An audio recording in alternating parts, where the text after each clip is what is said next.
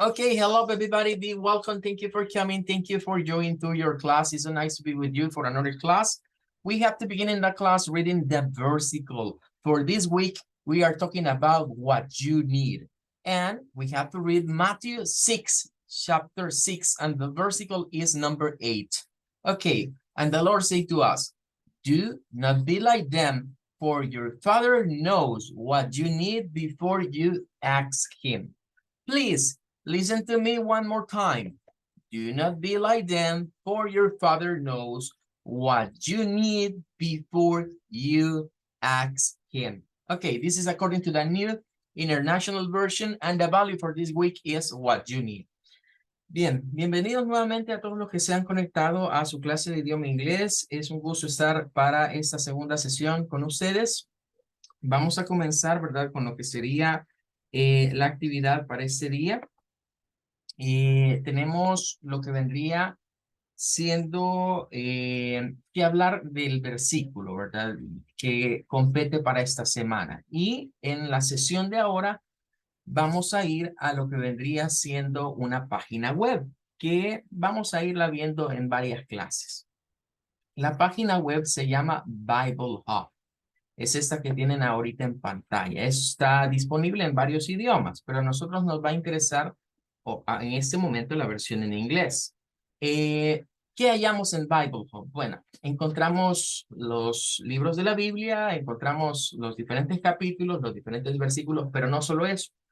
Hallamos muchas traducciones, son varias las que hay acá, para el caso del idioma inglés, que es lo que nos va a interesar en este momento.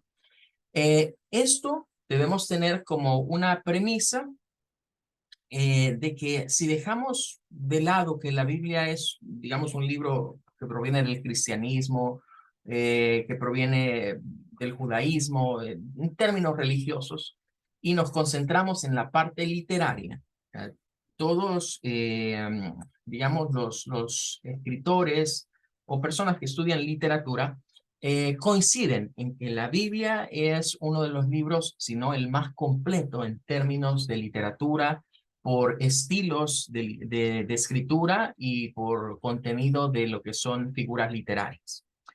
Es un libro que ha sido estudiado ampliamente y es el que más se ha impreso a nivel mundial. Es el que más se imprime en ejemplares gratuitos para regalarse. Es el que más ha sido traducido a idiomas diferentes. Y no solo eso, sino que de cada idioma podríamos ir sacando diferentes versiones.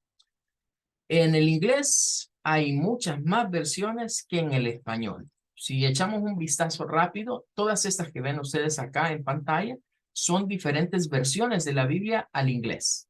Hay diferentes traducciones. Hay una riqueza en la Biblia en términos no solo espirituales, sino también en términos de lenguaje, del contenido que ésta puede tener. Y cuando vamos a las traducciones, debemos tomar en cuenta lo siguiente. The Bible, el Old Testament, está escrito en Hebrew, está escrito en hebreo. Y el New Testament, el Nuevo Testamento, está escrito en Greek, pero griego antiguo o griego koiné. Son idiomas que no conocemos, son idiomas que no manejamos. Por eso es que nosotros lo que leemos son traducciones. Entonces, estas traducciones, más allá de ser una simple traducción, son más bien interpretaciones las que se hacen de ella. Es una interpretación que se viene a dar de parte, digamos, de lo que es la Biblia. Y por eso estas casas que hacen esas traducciones difieren a veces en la forma en la que traducen ciertos textos. Y es de apreciar esas diferencias, porque podemos encontrar pequeñas palabras que nos dan mucho en qué pensar. En este caso, hemos estado leyendo la New International Version o Nueva Versión Internacional. Esa es la que está para el texto, digamos, de la semana. Pero hay otras. Y hoy vamos a comparar la New International Version con la New Living Translation. Esta de acá se conoce como la nueva traducción viviente. Tengo que aclarar, de ambas, tanto de la New International Version como de la New Living Translation, hay versiones en español. Entonces, vamos a comparar. La New Living Translation comienza diciendo, don't be like them.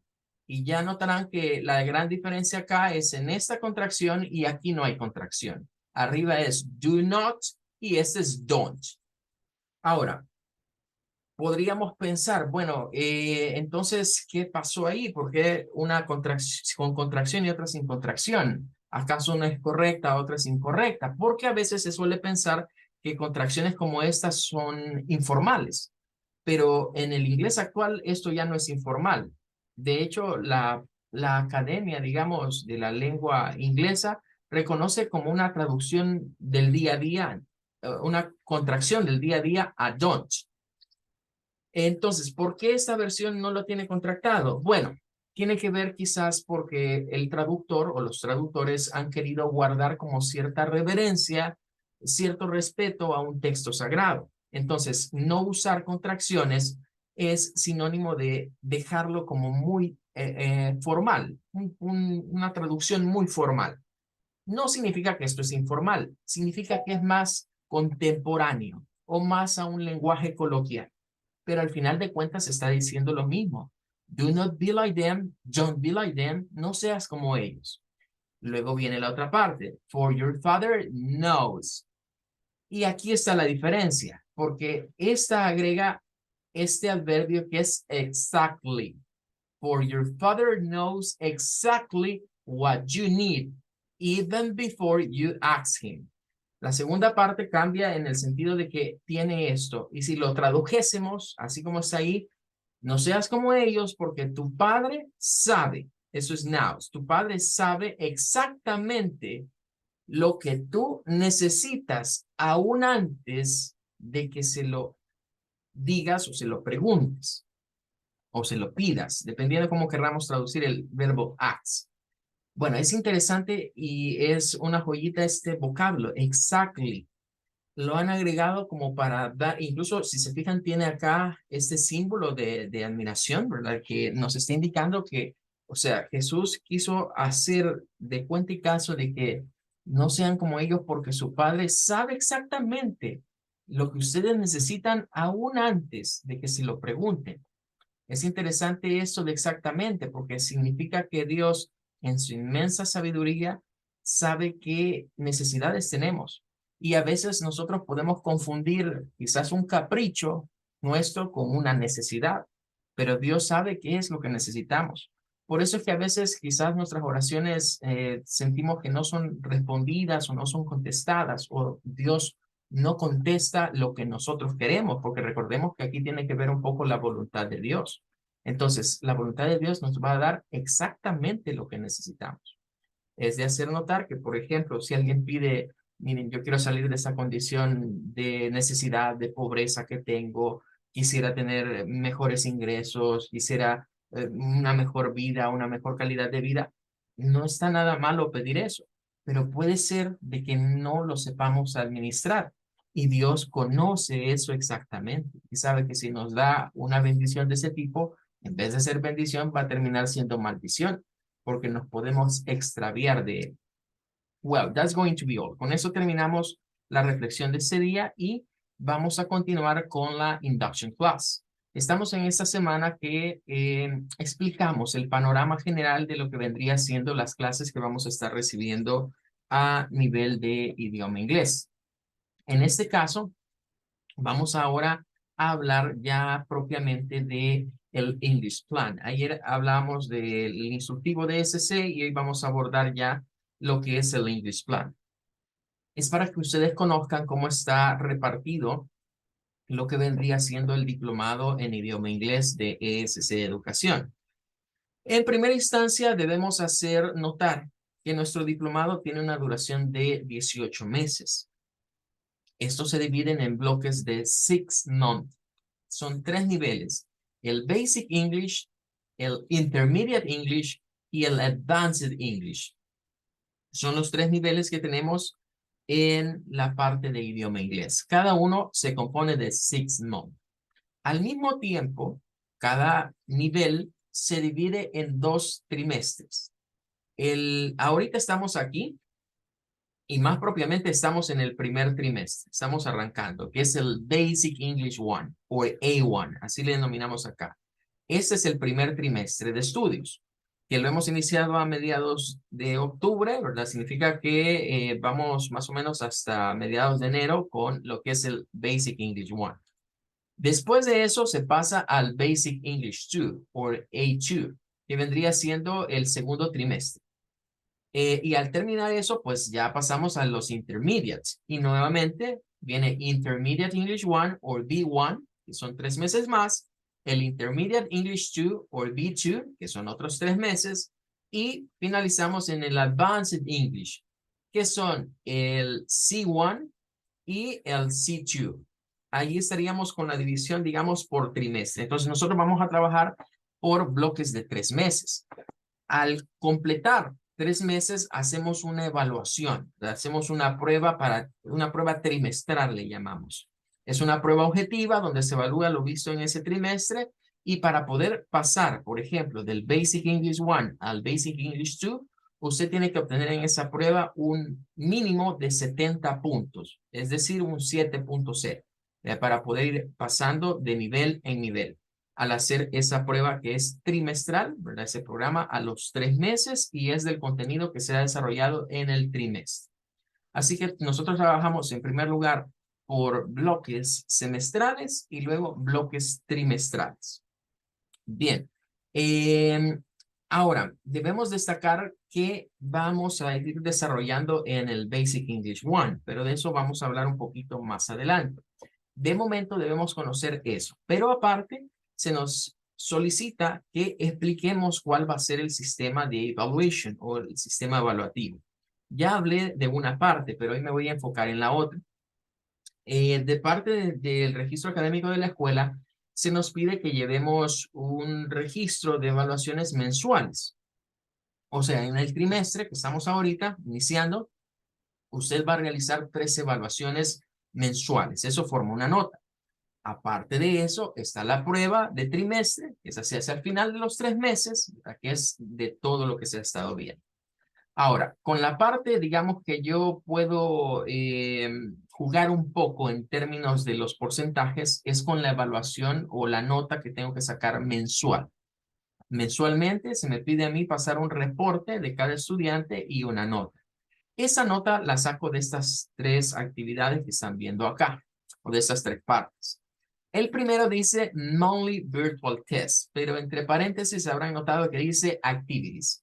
Eso no es un examen realmente, no es una prueba objetiva. La prueba trimestral sí es una prueba objetiva, pero esta no son pruebas objetivas. Este 40% o este 40% de la nota mensual, porque recuérdense que si estamos hablando que un trimestre son 3 meses, entonces yo tengo que entregar 3 notas que corresponde una por mes. Y aparte de eso, después les van a hacer la evaluación de trimestre. Pero de esa nota que es mensual, yo dejo una actividad de aprendizaje. No es que yo les haga un examen, es una actividad de aprendizaje. ¿A qué me refiero con una actividad de aprendizaje? Voy a poner un ejemplo. Dentro de este módulo que estamos ahorita del primer trimestre, hay una etapa donde vamos a ver la Introducing Myself, que es presentándome a mí mismo, es decir, presentándome con otras personas. Entonces, en ese Introducing Myself, yo les voy a pedir, ¿verdad?, que hagan una presentación personal.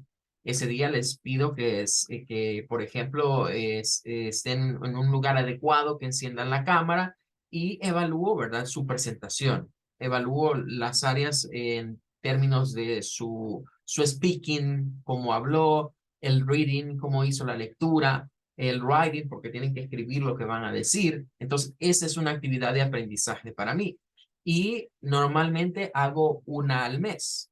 Yo las programo por lo general para los Friday, es decir, los viernes es donde se hacen estas actividades y claro, yo les estoy avisando con antelación cuándo va a haber una actividad evaluada. Y la evaluación la hago aquí en la clase. Ya todos van participando y aquí dentro de la clase se hace la evaluación.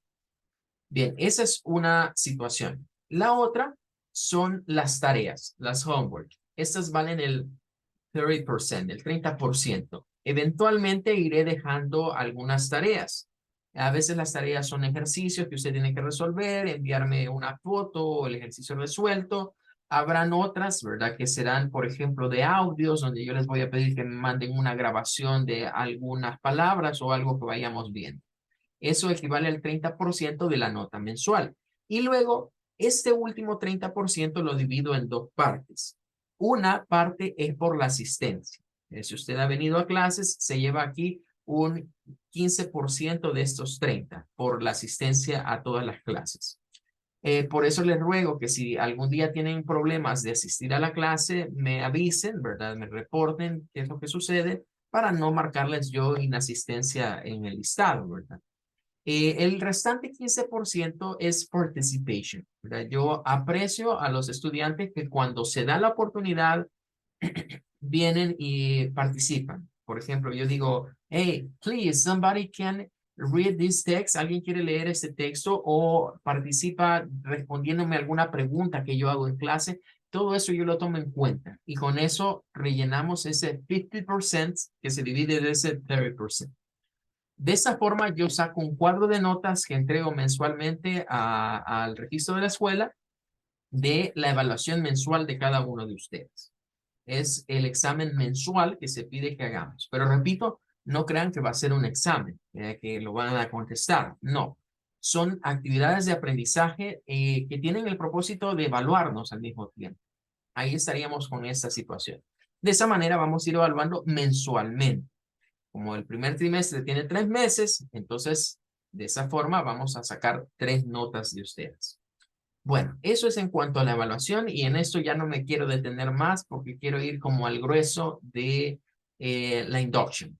Vamos ahora a hablar acerca de la methodology, the teaching and learning process. Es necesario aclararles a los estudiantes cuál es la metodología que vamos a seguir dentro de nuestro diplomado en idioma inglés. Dentro, pues, de esta parte debemos destacar el proceso de teaching and learning, que es enseñanza, aprendizaje. El teaching lo da su servidor. El learning es por parte suya. Esto es 50-50, es 50-50. Es un proceso en donde se da la enseñanza, es el teaching, y se da el aprendizaje, que es el learning. Una parte la cumple el docente, el profesor, el teacher, y otra parte la cumple el student, es decir, el estudiante o el student, como se dice en inglés americano. Bien, ahora debemos de hablar antes de entrarle a los métodos que vamos a utilizar para aprender inglés. Debemos tener claro las 4 skills en English.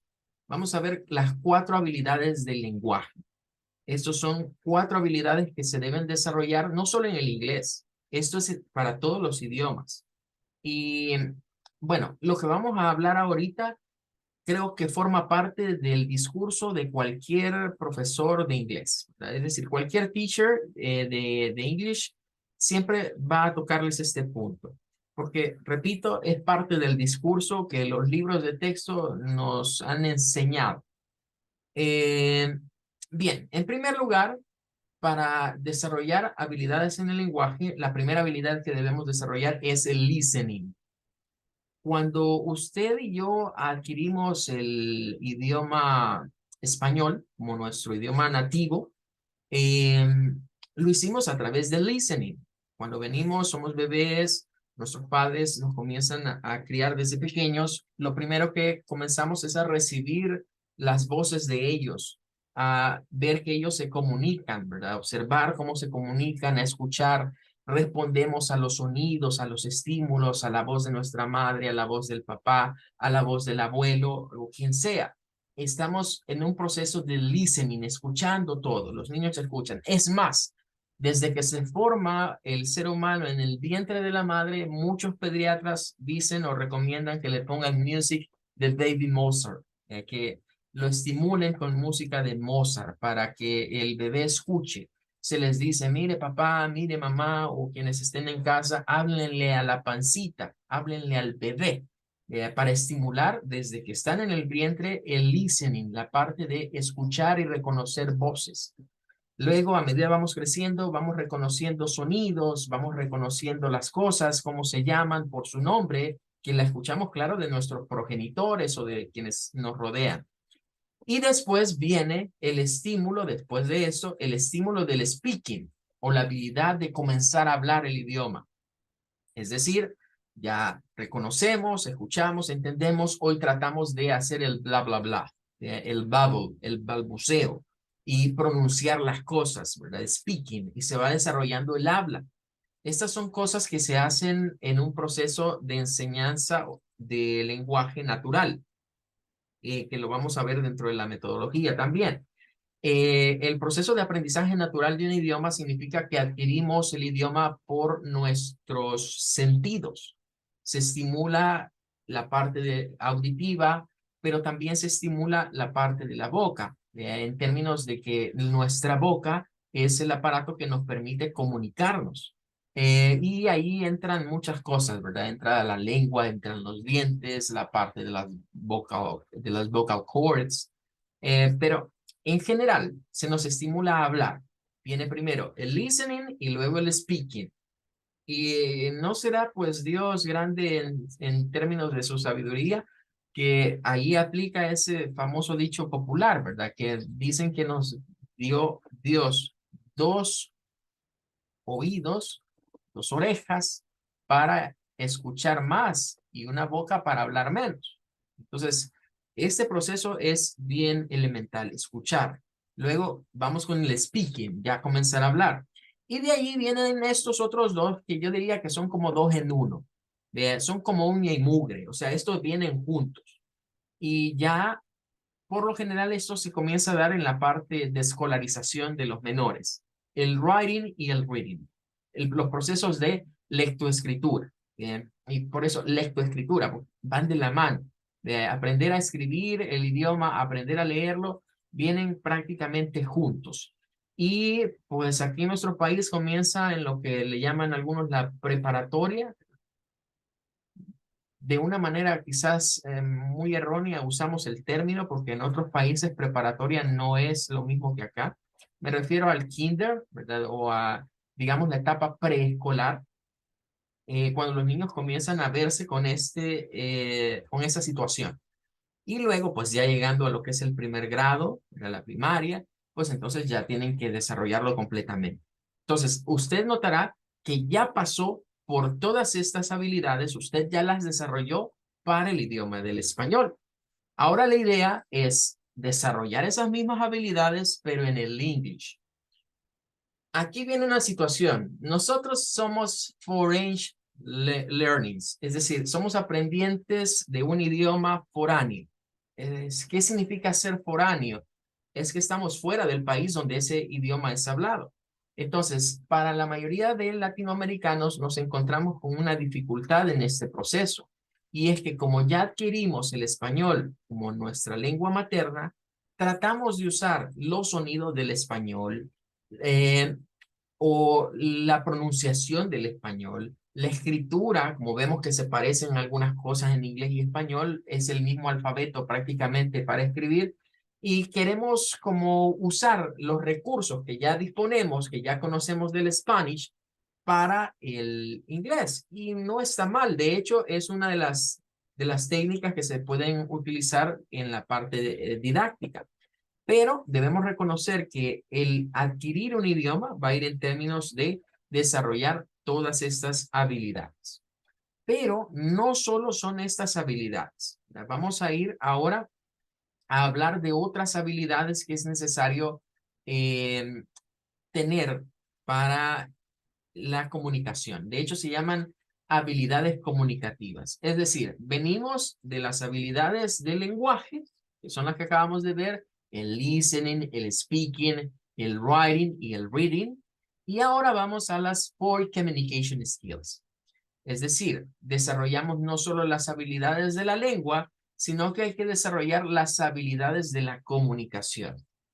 Dios nos creó como seres que necesitamos, mejor dicho, necesitamos comunicarnos. A pesar de que a algunos les gusta aislarse, vivir como que son ermitaños o creen aquello de que yo soy bien antisocial, eh, el ser humano necesita comunicarse.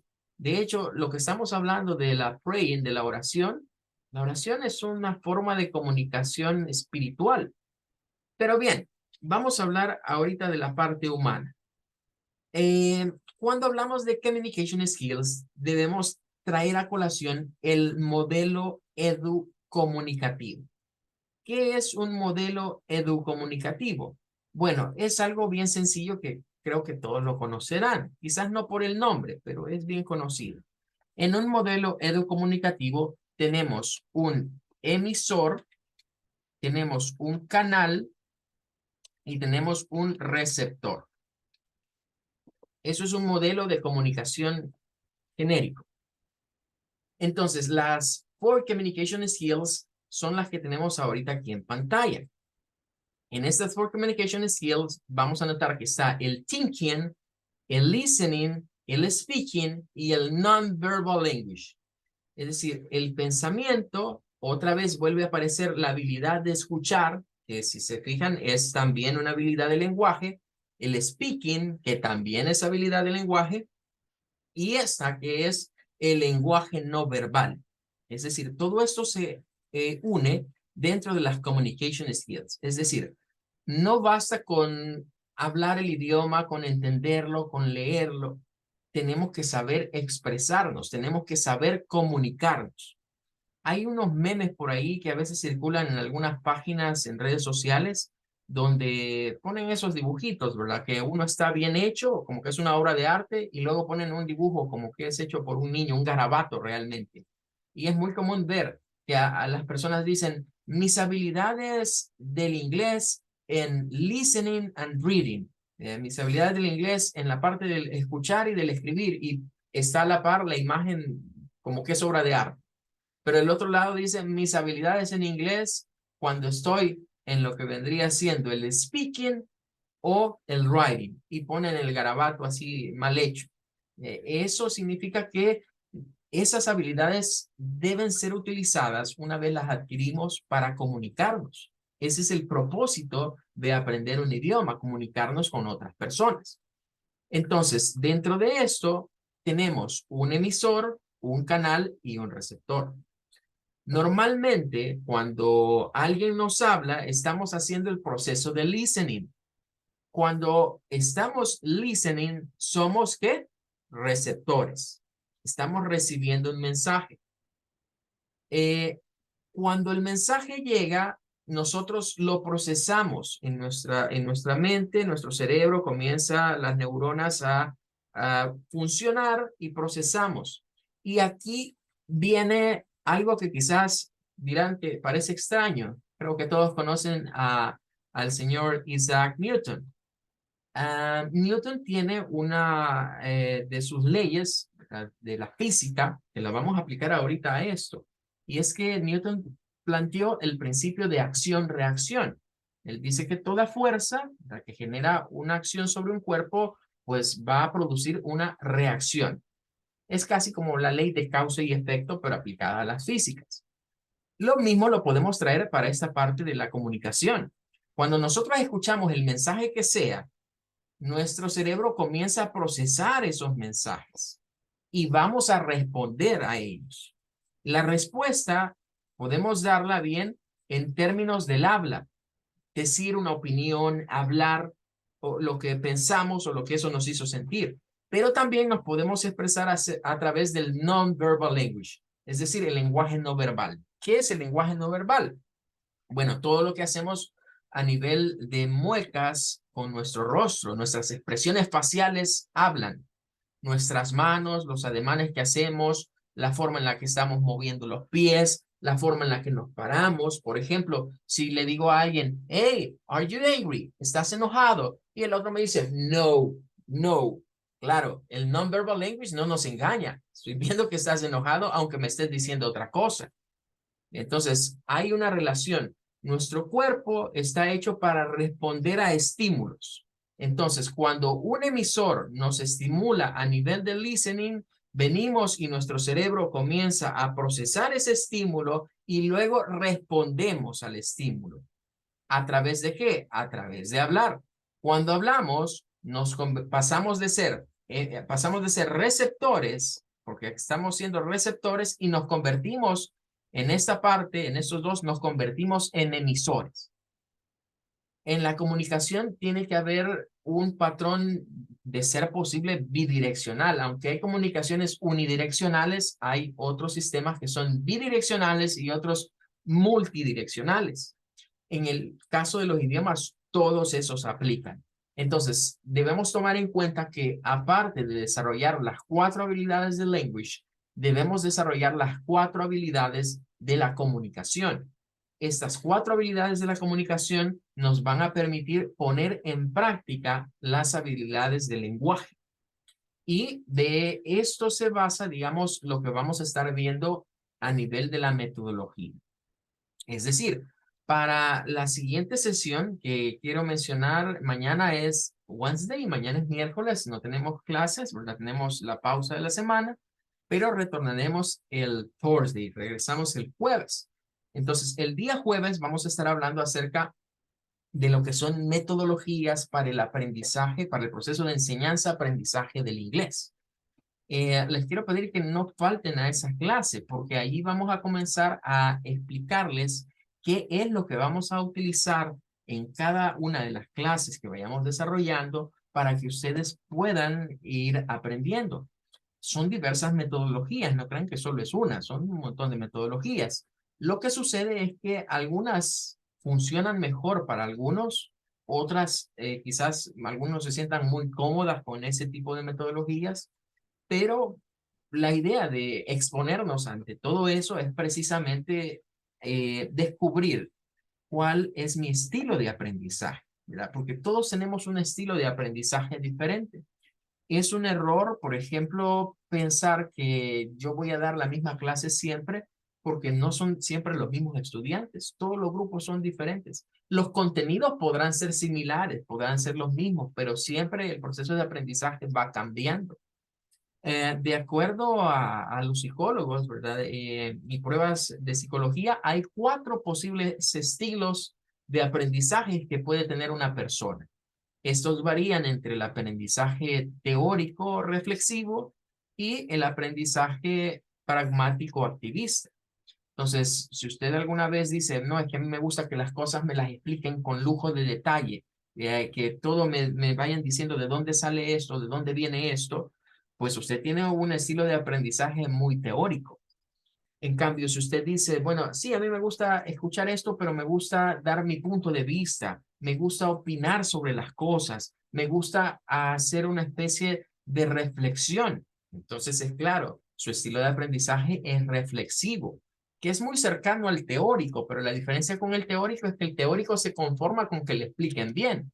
El reflexivo no. El reflexivo se le explica bien y él saca sus propias conclusiones o sus propios argumentos de ello. Por el otro lado están los pragmáticos, todos aquellos que dicen, no, es que a mí me gusta la práctica, no me gusta la teoría, a mí me gusta estar practicando. Pues usted está claramente identificado con un estilo pragmático. Y luego tenemos a los activistas. El estudiante activista se parece un poco al pragmático, pero lo que lo diferencia es que es aquel que siempre anda ayudándole a todo el mundo. No sé si han fijado que siempre hay alguien en el salón de clases que hace las cosas y le dice a usted, no has terminado, no, no he terminado, vení, te voy a ayudar, vení, yo te voy a explicar. Ese es un estudiante activista, es alguien que entiende rápido las cosas, agarra, digamos, rápido el procedimiento, lo que se tiene que hacer, y le gusta andar ayudando a otros, le gusta andar explicando a otros porque siente que al explicarle a los demás, él aprende también o repasa. Bien, bueno, el tiempo siempre es nuestro worst enemy, es nuestro peor enemigo, así que ya se nos terminó. Nos quedamos hasta acá y nos vemos primero Dios on Thursday. Goodbye, everybody. Thank you. Goodbye. Goodbye, teacher. Bye. Goodbye. Bye, teacher. Goodbye. Thank you. Bye Goodbye, bye. teacher. Goodbye, everybody. Thank you. Goodbye. Goodbye. Thank you. Goodbye. Goodbye. Thank you so much.